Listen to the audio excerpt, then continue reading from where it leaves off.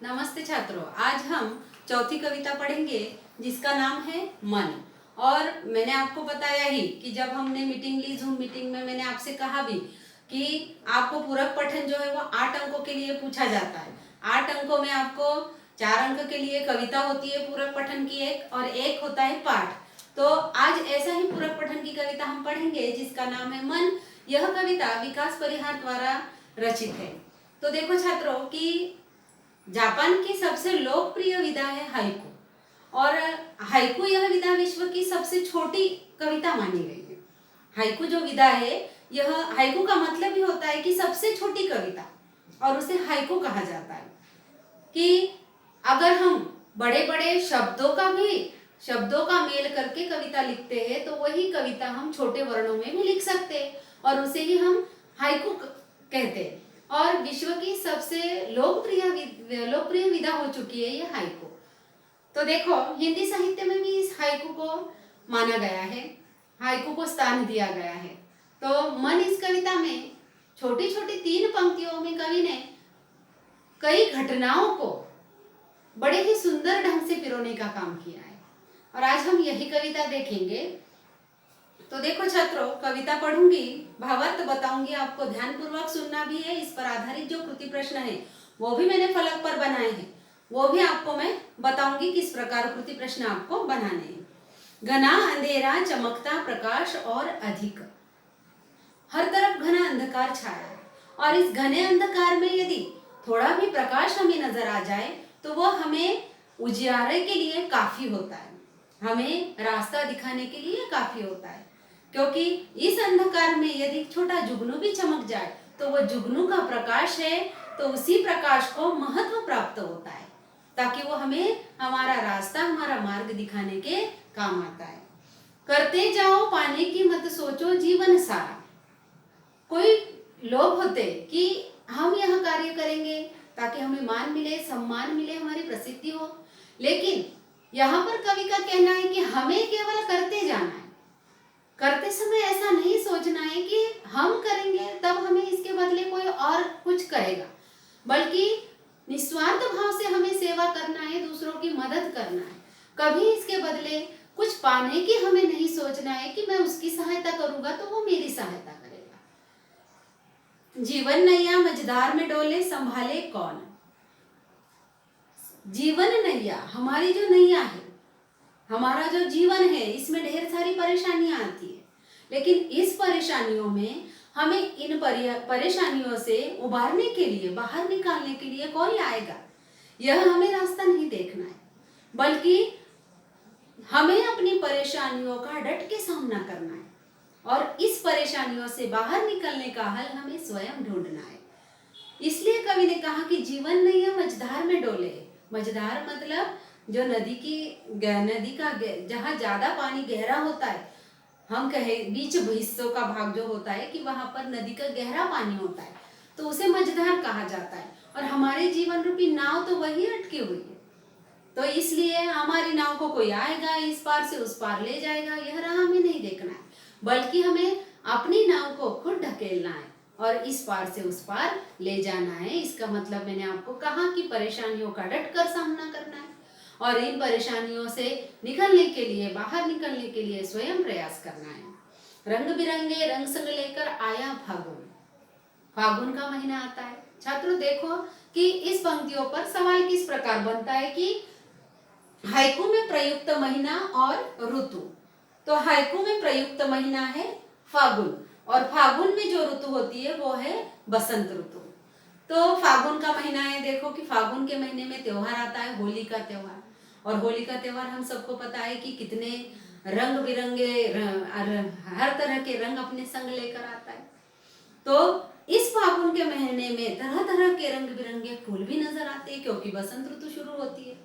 बसंत ऋतु रंग बिरंगे फूल लेकर अपने आनंद को इस तरह बरसाता है कि हम भी उसमें आनंद विभोर हो उठते, हम भी उल्लासित हो उठते।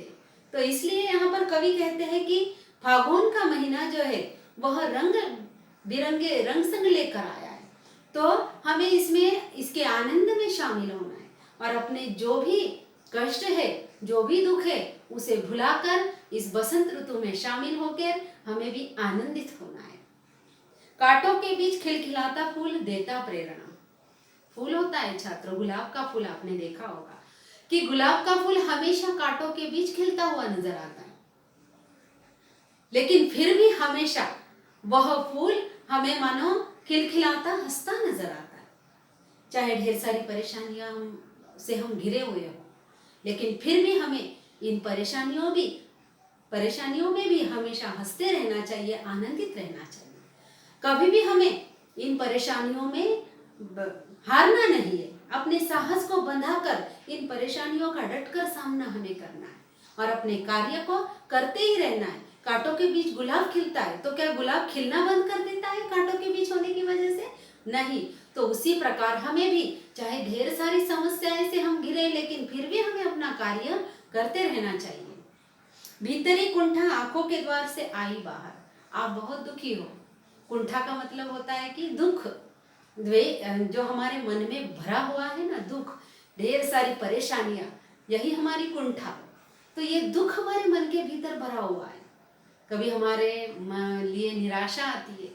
हमेशा कोई ऐसा नहीं है कि हमेशा हमारा काम सफल होता है।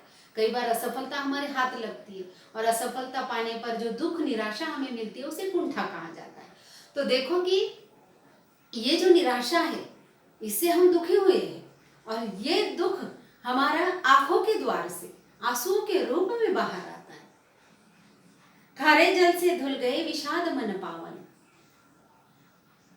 हमारे आंसुओं का जो पानी होता है वो खारा होता है और इस आंसुओं से जब हम रो देते, जैसे इन आंसुओं से हमारे मन का जो विषाद होता है, विषाद मतलब दुख होता है, वह दुख धुल जाता है।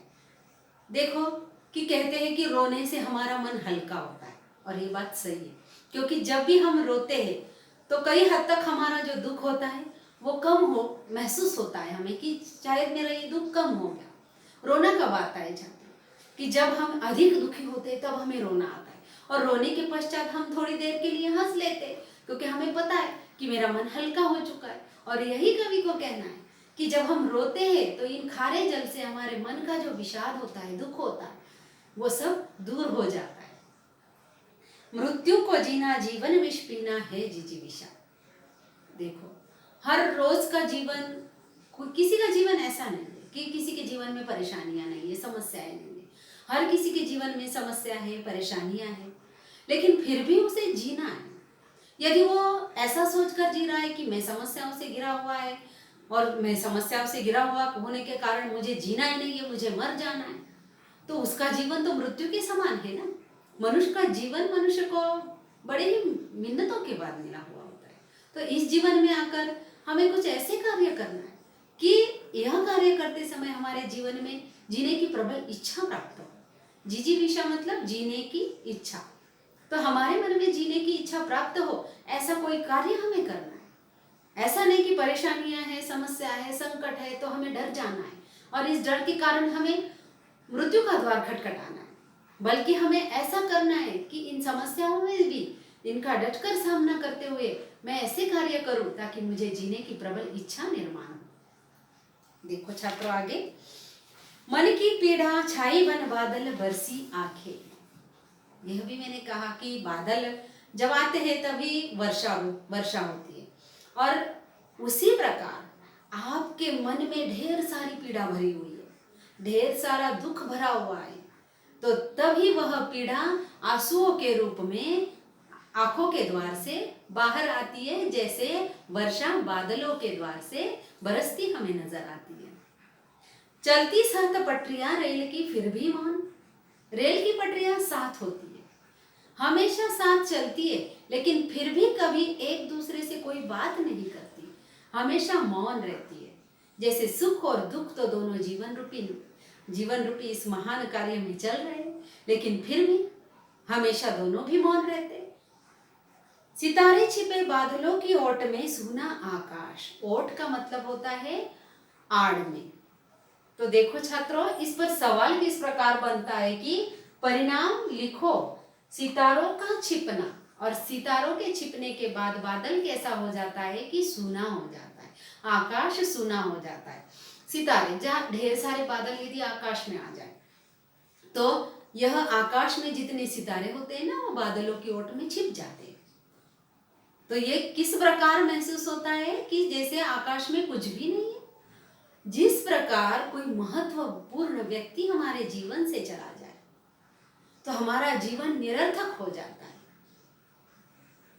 इसलिए कवि ने कहा कि जब सितारे होते हैं, सितारे चमकने का काम करते हैं, वैसे ही कोई महत्वपूर्ण व्यक्ति हमारे जीवन में उजियारा फैलाने का कार्य करता है, हमें साहस बंधाने का कार्य करता है।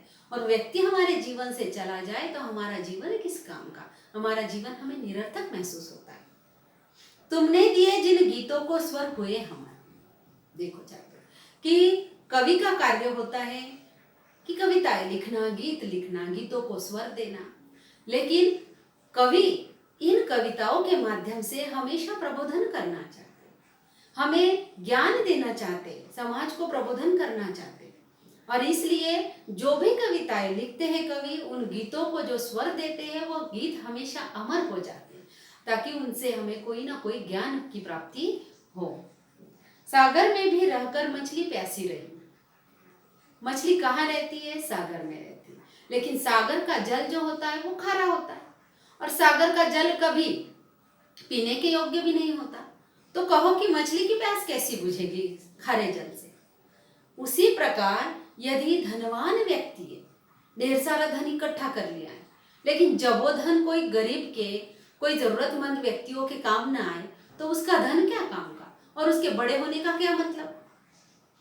तो देखो छात्रों, इस कविता से हमने इन छोटी छोटी पंक्तियों से जो 17 वर्णों में लिखी हुई है, और इन 17 वर्णों में कवि ने हमें बहुत कुछ ज्ञान देने का काम किया है।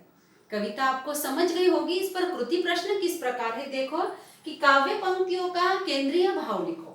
काव्य पंक्तियों का केंद्रीय भाव लिखते समय जो भी 3-3 पंक्तियों का मैंने आपसे भावार्थ कहा, वो भावार्थ आपको यहाँ लिखना है। बाद में है कि हाइकू द्वारा मिलने वाला संदेश। हर पंक्ति हमें कोई ना कोई संदेश देकर गई है, तो वो संदेश हमें यहाँ पर कोई भी 2 पंक्तियों से आप संदेश यहाँ पर लिख सकते हैं। तो इस प्रकार छात्रों आप कई कृति प्रश्न इस कविता पर बना सकते हैं, और इस कविता पर जो कृति प्रश्न बनाएंगे वो आपको आपकी कॉपी में लिखना है। धन्यवाद।